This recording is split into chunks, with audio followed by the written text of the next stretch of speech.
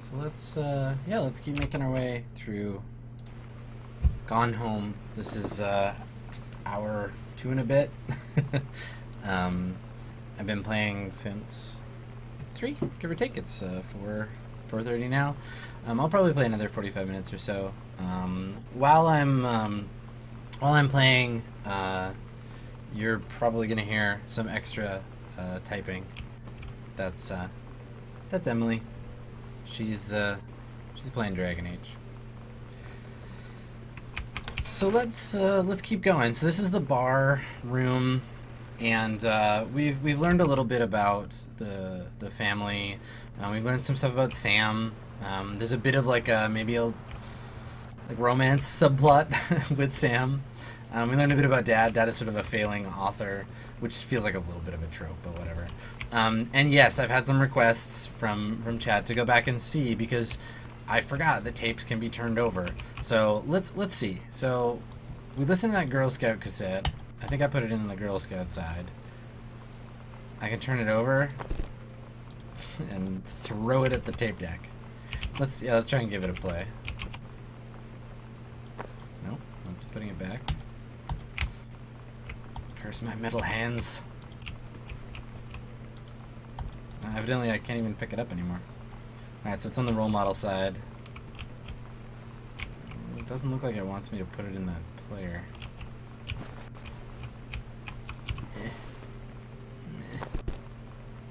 Yeah, I don't think so. No. Doesn't look like it. All right, everybody. Let's get back to the game. So I've looked through all but the last section of this room, which is a closet here. Let's see what we got. The game is doing this thing where, yeah, there we go. It off-centers the. Yeah, it off-centers the the reticle a little bit. Okay, so we got some copies of The Accidental Savior. Extra copies of the book, which Dad keeps in the closet, with some records I guess he doesn't like very much. I have shelves like this too, except that instead of records, they're they're role-playing games. Oh yeah, pull string. Yeah, it totally off-centers it. Well, it fixed itself last time, so it should be fine now. I'll just remember to look a little further. Samantha, please give this to your mother. Janice, thank you for having Danny over to your new home. He's missed having his friend Samantha in the neighborhood very much. Danny and I asked if he could lend his Nintendo Street Fighting tape, and I gave my permission. He needs to spend less time with those games anyway. No hurry returning it. Let Samantha know that. Oh my god. Layering. Okay, so remember before Daniel, she was like, I only hung out with Daniel because he has a Nintendo Street Fighting tape. So now we have context, right? We have that idea that she wanted to play Street Fighter so she could get good at it, so she could play with DeSoto and the other punk girls that she was really into, like, getting to know. That's so adorable. I love it. So, I mean, to be fair, Sam, it's not very nice to use someone for their Street Fighting tape, but that's cool. So that's given us some context. When you live in one place your whole life, your next door neighbor is kind of like your default friend. And Daniel only got weirder over the years. So moving away has been a good excuse to, like, not see him anymore. But he did always have the good Nintendo games. Maybe I'll give him a call. Yeah, so there we go. That's exactly what we're thinking, default friends. I had a friend when I was a kid who lived 2 doors down, and he was really into 3 things. He was super into the movie Predator, he was really into the Wu-Tang Clan, and he's really into Sega Genesis. Now, I was a Super Nintendo kid myself, because obviously. But if I wanted to play Sega Genesis, I would go over to my friend Matt's house, and I got to play it. And I think that this is one of those things where it's like, the game does a good it does a good job just saying, like, okay, human experience within a cultural context is fairly normative from person to person. So if you are a person who would fit into this culture, that kind of stuff resonates with you, and it resonates with me because that's, you know, that's who I am. That's what I'm who the game is for in a sense. But again, like outside that context, like borrowing someone's Nintendo games, like I guess it's a thing you have to contextualize through other media. It's interesting, and I like the subplot. I like the idea of like that she's using video games to. There's some meta stuff there. She's using video games to get close to a person, which is functionally what the developers are doing with us, right? They're using a video game on us to get close to us, to show us something emotive, which is really interesting. So let's see what else we got here. Some coupons. Yep. All right. Can I roll it? I'm gonna roll it. All right. It's 2d6. So let's play some Dungeon World. What did I get? 4. Okay. All right. I got +1 to my strength. I'm trying to hack and slash. Let's do this thing. Oh God, no. 6. I miss. Something bad happens to me, but I mark experience. Wait a second. Does this die only roll a 1? Hey. This game is fixed. I'm going to go write a review right now. Lip balm? Cherry? Of course it is. Lip stuff. Can I flip this over? Manipulating object in 3-dimensional space. Above average hydration for your mouth parts. Also, it was made for predators. All of your mouth parts, your upper and lower mandibles.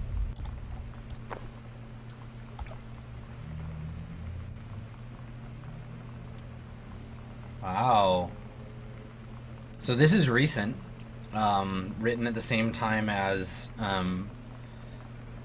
probably the note on the door. Boy.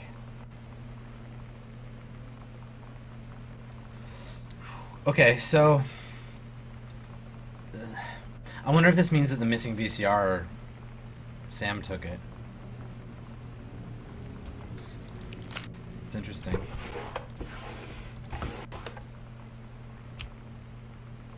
Stuff in the drawer. Ooh, checks. Another note. Hi Lonnie, if you want to come to my house still this afternoon, that'd be cool. I can drive. It's kind of far, but I can drive you home too, so hopefully that's fine. Right back if leave this in my locker. You still want to? We both meet in the parking lot after 6. Yeah, I'm totally in. I'm gonna kick your butt. Get ready. All right, so Lonnie DeSoto. Lonnie. So this is the first that we're hearing about her. She's got agency now. She's got a voice, right? She exists as a person with space, right? So you know what they say about the best laid plans of mice and men? Yeah, turns out it applies to Street Fighter too. At least I worked up the courage to walk into the 7-Eleven and ask for a turn, but all that practice at home did not exactly translate in the wild. So after I was finished getting my butt kicked, I followed them outside while they smoked. And that was when she asked me if I was that psycho house girl. But then she said she's always really wanted to see the psycho house. Her name is Lonnie. She's coming over tomorrow. So her plan failed, but it's working. That's really cool. So again, the game is giving us this combination of two things, right? It's giving us this like tense letter. Stuff is missing, but it's also pairing it with this like successful romance stuff where it's like, okay, Sam and Lonnie met, they're gonna hang out. Like it's leading us down that path to assume. Because the brain, like the way you play games is you try to move from point A to point B, right? You can't exist in a game fictionally in just the moment. So you look forward to what that might mean. You start to put clues together. And the game is kind of telling us, at least I'm interpreting, the game is telling us that that's where she is. She's with Lonnie because the correlation of those two things together. Yeah, it's interesting. I wonder how we're going to find that out. Door's locked.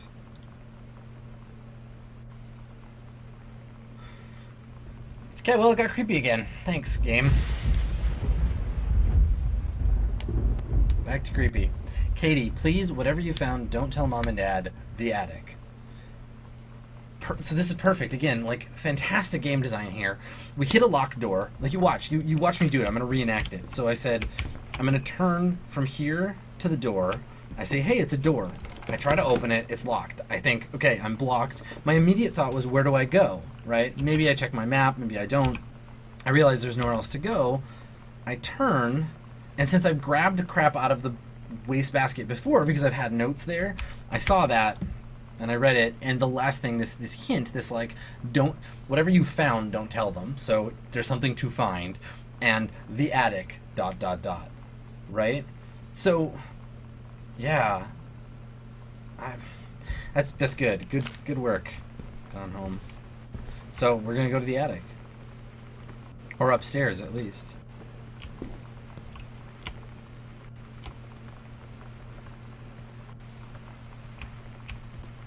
Yeah, so let's go check it out. Now, have I seen everything downstairs so far? No, I haven't. Okay.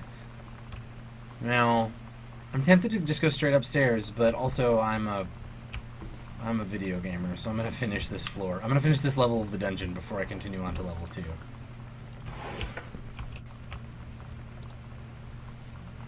Dear Jan. Oh, mom stuff. Okay. Dear Jan, it's so good to hear from you again. All this new house business sounds like quite the adventure. I'm going to read to her in a British accent. Remember the little dorm room we shared freshman year at Cambridge? When we were miserable fantasizing about our dream homes, I always said I wanted a mansion. You said you wanted a house in the woods. Look who got both. Someone up there likes you. I could use some of that magic. Send me some lotto numbers, I'll play them. Seriously. But I shouldn't be complaining about this good old split level we've had since Bob got transferred to Winnipeg. Winnipeg. We just got new vinyl siding. Jealous yet? Let me know if you want to trade places. Vinyl siding. Winnipeg. Okay, that's a good deal. How are the girls doing? Has Katie left on her big European adventure yet? Speaking of jealous, right back soon. I miss you, Rumi. Carol. Alright. So mom's old roommate, Carol, lives in Winnipeg, has vinyl siding.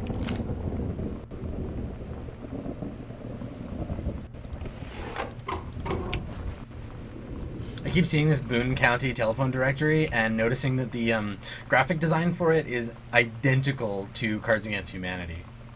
Like, it looks like a Cards Against Humanity supplement, Boone County telephone directory. Ah, so this one's locked too.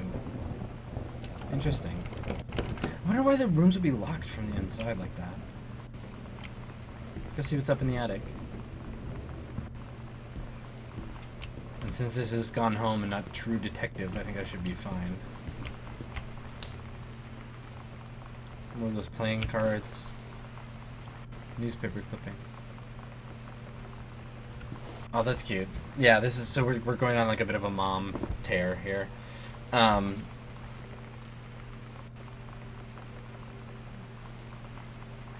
Controlled burn, scheduled for Boone County, plumes of smoke, blah blah blah. Controlled burn, senior conservationist Janice Greenbrier. So that's my mom. So she was proud enough to keep this, but not proud enough to take it with her. I mean, when was that? 94. Alright, so last year, while I was away.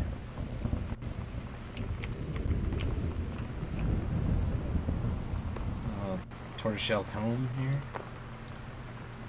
Weekly planner. Couples bowling. Cooking class. Take apron. This is mom's. Friday, ballroom dancing. Canceled. Couples bowling. Canceled. Ballroom dancing. Canceled. Couples bowling. Canceled. Ballroom dancing. Canceled. Ballroom dancing. Canceled. Cook the big meal for Jerry and Sam. Cooking class. Cooking class. So this is interesting. We're seeing that, like, at first the plan was do things with your husband, but even then, like, the ballroom dancing didn't happen. The bowling stopped immediately after the first week, and just cooking class all the way through. But still, at the end, cook a big meal for your kid and your husband. That's interesting. I wonder what that's about. Alright, so this is more information about her. Yeah, look at that dot matrix printer. To aid in the burn, a ranger with expertise. I love that Mom is the ranger. That's really cool. The overseeing officer is charged with supervising or transfer personnel, so there's new personnel. Yeah, okay. So Mom had some responsibility to deal with. So maybe it was Mom that couldn't do all of that stuff. She didn't have time for it.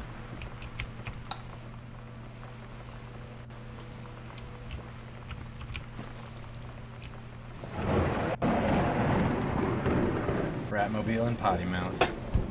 Oh, for Sam. Oh, the physics of this is great. Look at that. That's really cool. Alright, how can I flip this around? There we go. Love thing, S-tab, cherry bomb, throw away. That's Polaroid baby. So this is like a... You're gonna... What did it say in there? I think it just said you're gonna love this. Yeah, you're gonna like this one. That's cute. So It's weird hanging out with girls.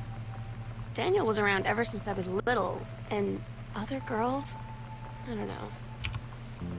But being around Lonnie is like instantly just right. I gave her the grand Psycho House tour and took my revenge on Super Nintendo.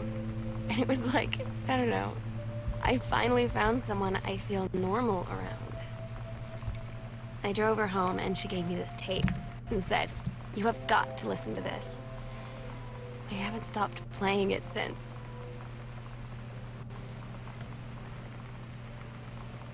That's really cool. Yeah, so more stuff about Lonnie. 90s Love mixtape. I really like that. I didn't realize that this game had. Again, I'm assuming, right? Like, I'm leading this narrative because I'm part of a culture and because I understand how narrative works. I'm leading it to a place where I assume that the plot here is about like queer romance, but maybe it's not. I don't want to jump to conclusions, but if that's the case, it's very cool. I'm glad to be playing it. All right, so wow, this family is so passive aggressive. There's a note board outside of Sam's room. Instead of talking to her, they put up notes. That is rough. Sam, something you're damn. Okay, this is really clever. So remember earlier I was like, I'm not being power smart and I'm flipping all the lights on? This is the thing. The game is giving me shit because the game knows that I do this. That's really good. Nicely done. Daniel called again. He wants his Nintendo game back. I don't care about Daniel. My sister doesn't care about Daniel. We don't care about Daniel. But then he was crying on the... Yeah, I don't know.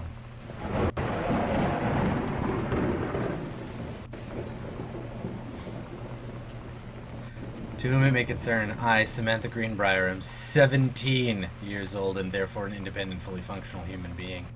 The fact that you still forbid me from going into the city on my own is, frankly, absurd. Compare with Katie, who's only three years older than me, and yet you allowed her to go all the way across an ocean to another continent on her own.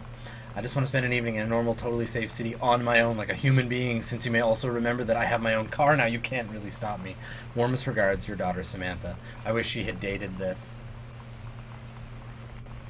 Also, look at... So this is really good. Again, the aesthetic choices that are put into this stuff.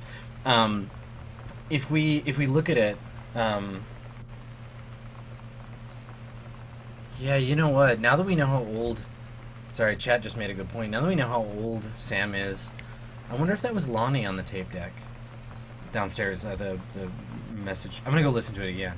But before I go, look at this. So she's controlled at the beginning, and as she gets more and more angry, the words get bigger and scratchier. Like, I'm almost certain this was handwritten, and then added to the game as an asset. That's very cool. Yeah, I'm gonna hit downstairs because I want to listen again and see if that was Lonnie on the tape.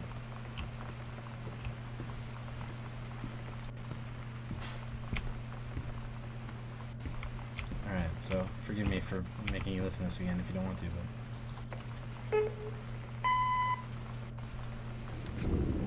Sam. Sam. Oh yeah, that's totally Lonnie. That's not Daniel at all. Sam. Good job, game. So the game did a great job faking us out. Where it was like, if it was Daniel, like we didn't know how old the sister was, right? Like, look at the flow from the door. So we come into the front door and we're facing the back of the room, and the first object that we get to isn't the picture, it's the phone and the machine. So, you know, we're probably gonna look at the machine. I didn't, but we look at the picture and it's hard to tell how old everybody is.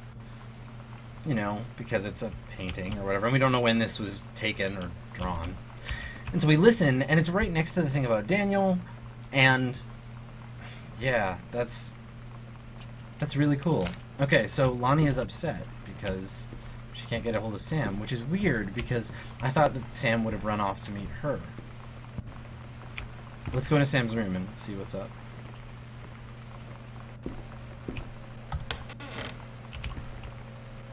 Caution, radiation area. That's really annoying. Okay, so there's where her Super Nintendo was. Adventurous the Cat returns. Looks like Bubsy. Okay.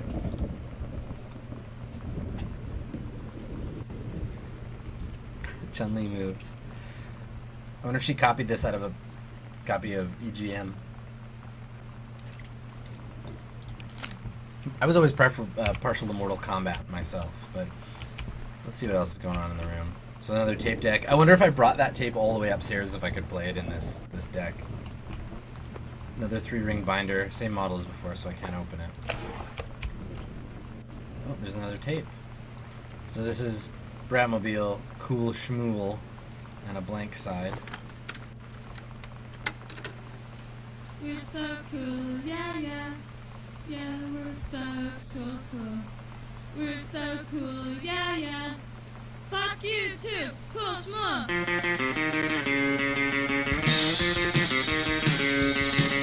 More Pacific Northwest punk rock.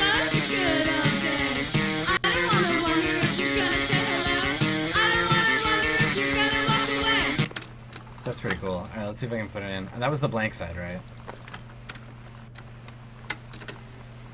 We're so cool. Yeah. We're so Yeah, each one only has one side. Okay, so there's another tape. That one sounds a little bit lo-fi, but it's all punk rock anyway, so who knows? Sconce, no. I don't know. Another cool bomb threat sticker. What else we got? So she didn't like take all of her clothes, so she's not like running away forever. Maybe? Or she is and going really fast. Oh, magic eye. Okay, everybody. Scrutinize. This is a magic eye minigame? Magic eye. Oh my god, I can't do these. It's a sailboat. I assume it's a sailboat. It's always a sailboat. Everybody get really close to the screen.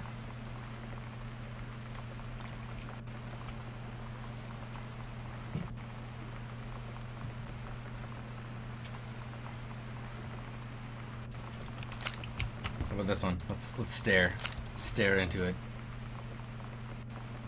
Ah, whatever. Okay. That was cute, little hidden sticker of a fly. She's so punk rock. Super Spitfire. Yeah. Journey of Crystal. Hey, that looks like the art from Bastion. Cool. That'd be a good Easter egg, that the artist from Bastion drew it. I wonder if they know each other. Thing about indie devs, people always say, oh, they all know each other and whatever, our friends. They totally are. Okay. Let's see what else we got here. Some ladies. Is that? Uh-huh. Jodie Foster. What a party. I haven't had that much to drink, Jodie Foster. These are great. Come in, have some pate. Gross. Teen Girl Squad.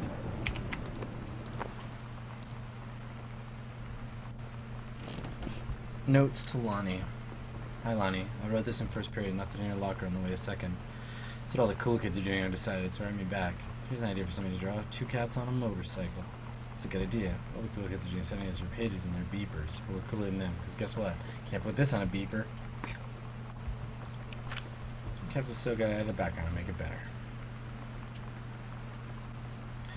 They're about to be abducted by aliens. Look at Mr. Fish right now. I feel like he'd probably have lots of cats. Mr. P. Fish. I hope it's not Mr. Phil Fish. I feel like I'd have lots of cats. Secret Shame watches 902 religiously asking about after cat. He said he doesn't have cats. He's never watched 902, and I could see it in his eyes. He was lying. Alright, so building character. We're seeing more communication between the two of them that's not just like, I'm gonna fight you at Street Fighter. Is this her closet? Hey, real bands. Ew, the Mighty Mighty Boss Town's gross. Take it from me, everybody. And from Propagandy. Ska sucks. Well, not actual ska, but white dude ska. Hey, another board game. Got your number from Laddington Ward.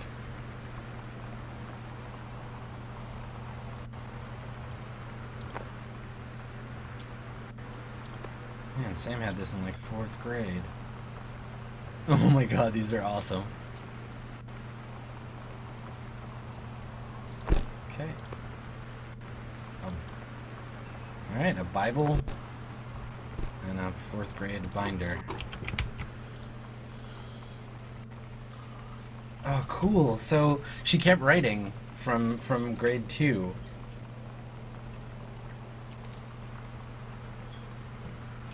King's Labyrinth, Chapter 2, Fraying Threads.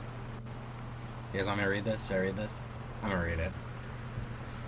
Captain Allegra, still in her flowing skirt and sturdy jerkin, you gotta love a sturdy jerkin, descended the single shining thread into the lower cavern of the labyrinth. She and the first mate, on their own now, grew closer to their goal, the throne room of the dead, immortal king of the island.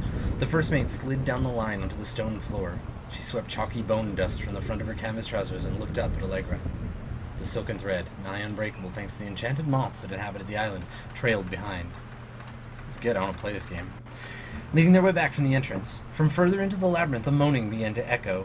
The moaning grew louder and clearer. It turned into words from some ancient language they could not understand. The king's cursed voice. The hairs on Captain Allegra's arms stood on end.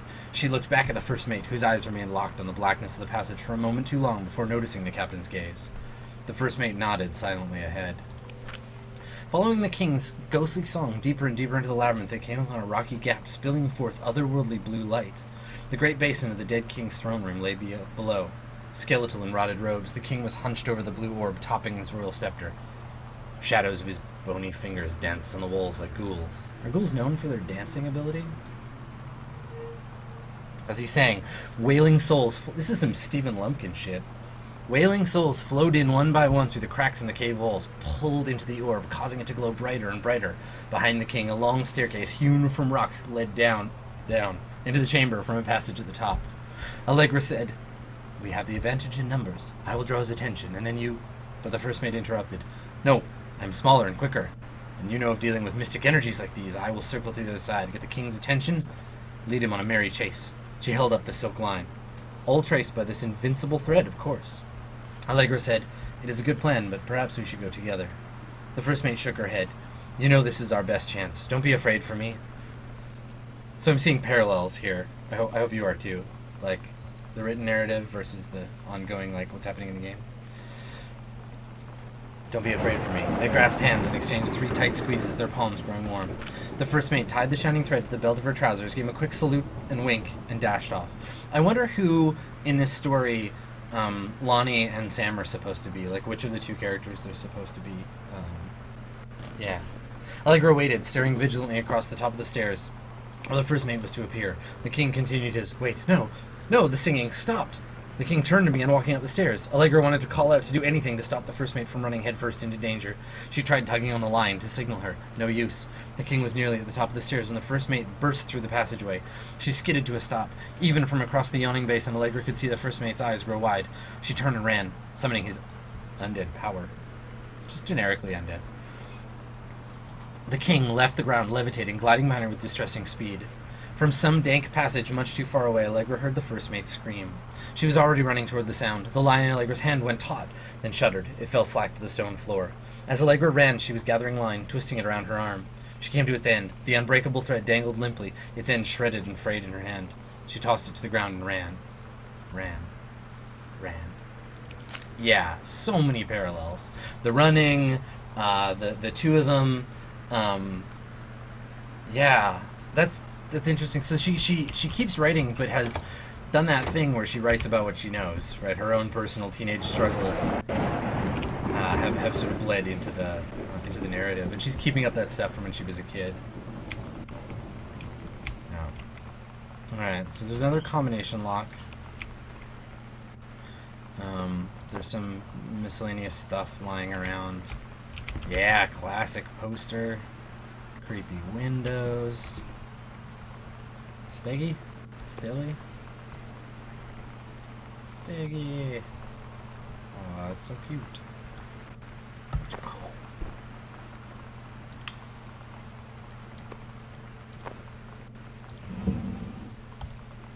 Examine magazine.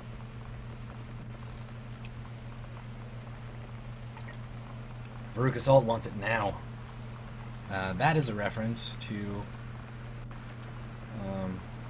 Max and Martine wanted for the murder of Straight Edge. That's awesome. 90s Pacific Northwest aesthetic, very solid in this.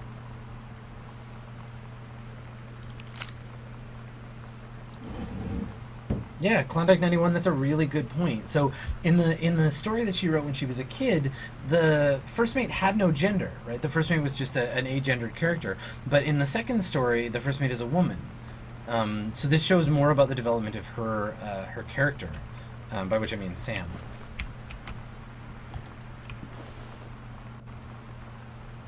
So a brochure for the Phaedrus, which is a 1965 motorcycle. I guess this writing is from Lonnie. So Lonnie's saying that. And yes, Charlie in the Chocolate Factory. Thank you. From before. The thing I didn't finish saying when I got distracted about Straight Edge. Copy of Groove Magazine. Death of Kurt Cobain.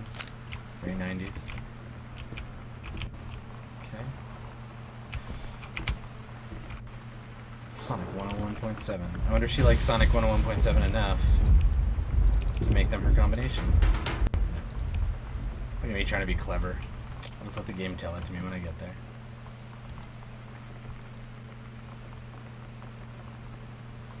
Yeah, good job, Mrs. Blaylock. So, Mrs. Blaylock is encouraging her to write, giving her this writing program, English Creative Writing, full scholarship, to read college. So somebody is supporting her finally, and like, it's sort of surprising to me that it's not her dad, because, you know, he's the writer, but, you know, at least somebody was.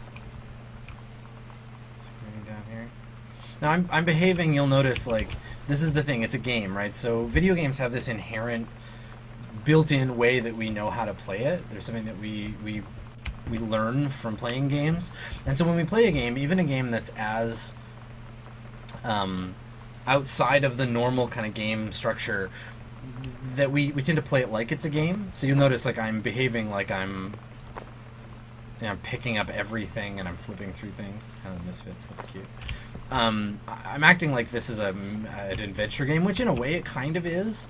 But I wonder if that's a thing that, you know, the designers felt like they had to design around or away from.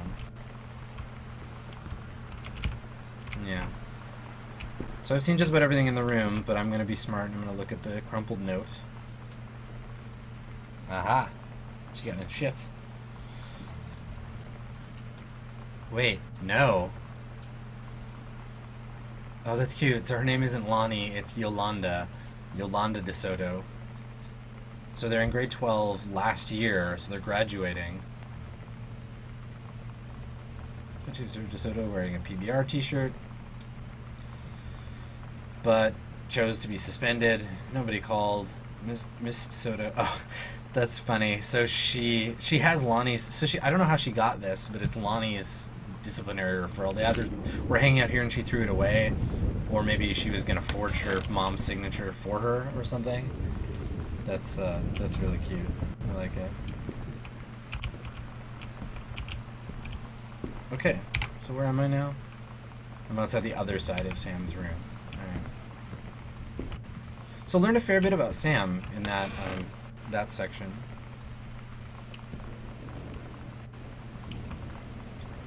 So this is our parents' room. Looks totally torn up.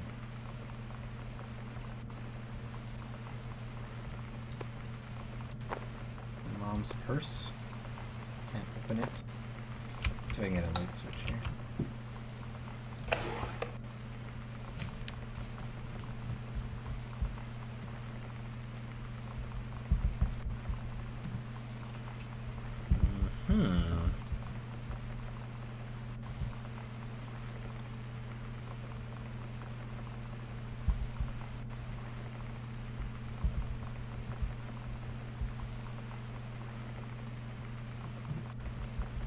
Okay. Sorry, I was just making some notes to remember to do things on this later. So very different. Everybody has different ideas about music in this family. Somebody likes Earth, Wind, and Fire. Weird poster to have. Though I guess it's from '82, so Mom and Dad probably went to this. Another postcard from me. I'm in the channel. What do you mean, capitalizing channel?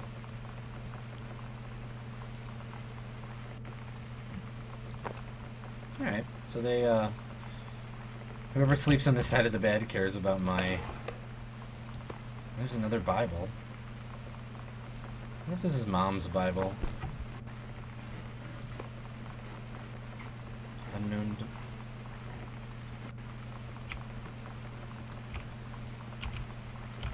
Unknown Dimension Literature. Kaz, publisher, communication.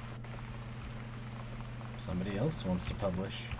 Again, Dad, Mom. Hard to say. Stuff under the bed.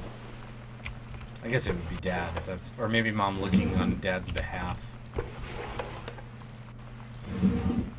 Oh, look at all those mom jeans. Look at them. Oh, yeah, so much jeans. Condom? Oh, barf. Because I'm 12.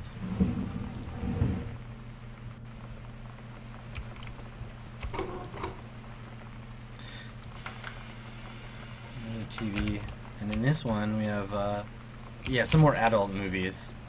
Not adult movies, but Sound of Music, Inside Edition, Silence of the Lambs. So all that stuff downstairs was probably, yeah, probably somebody else's. It was Sam's stuff downstairs, and this is Mom and Dad. Yeah, also worth noting, and this is a really good example of something very subtle. So this Bible is like beat up. You can see along the edge there, but the Bible that Sam had wasn't. So that's a good point, Master Metroid. Sorry. Yeah. So it goes to show you something like about the characters. Like, even little things like texture, they really matter. A lot of ripped open. So this is Mom's drawers.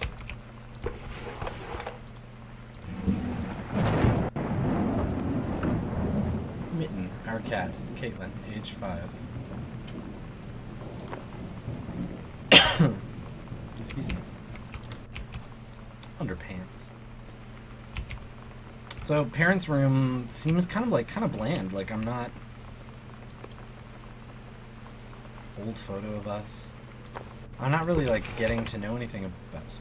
Never mind.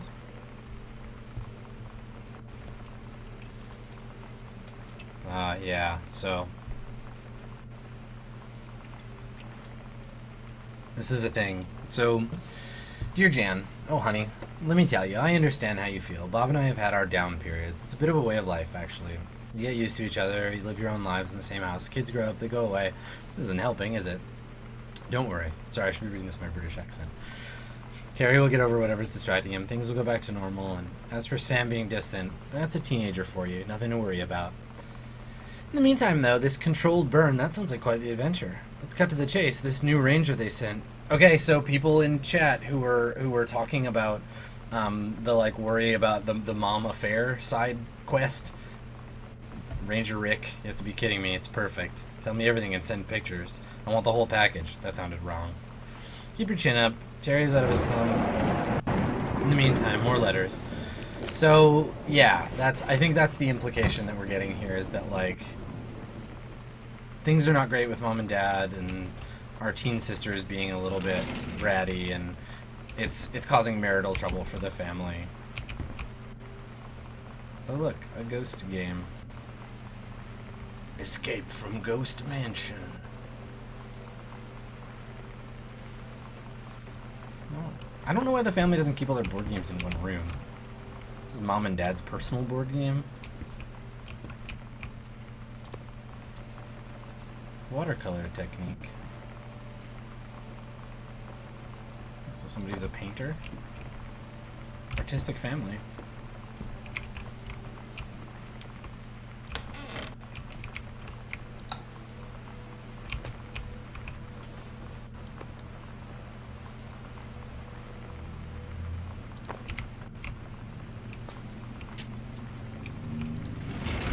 Funny, I wonder if it's an intentional choice, like, you know, to say like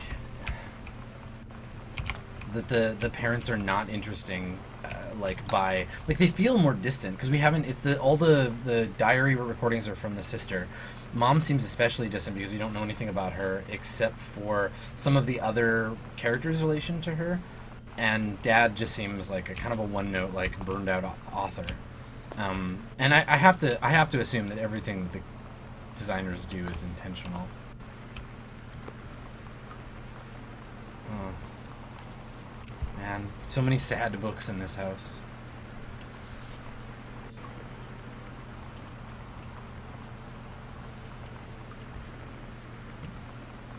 I wonder who bought this book. I think it was mom or dad. Probably mom.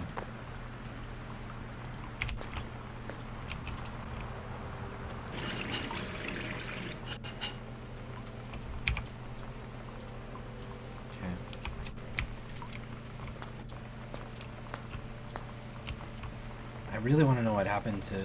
The game's doing a really good job not letting us draw conclusions, because it's basically saying, you know, that we shouldn't jump to the point where we assume that Lonnie is where Sam is at because of that message earlier on.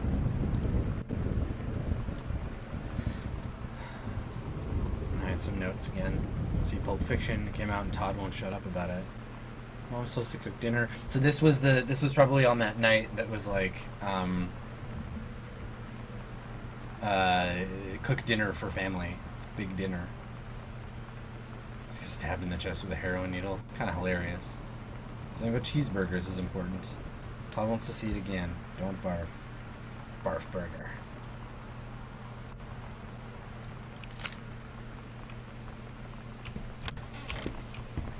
So this is the other bathroom. Some miscellanea. It's probably like Sam's bathroom. Toilet paper, tampons, miscellany. Jesus Christ.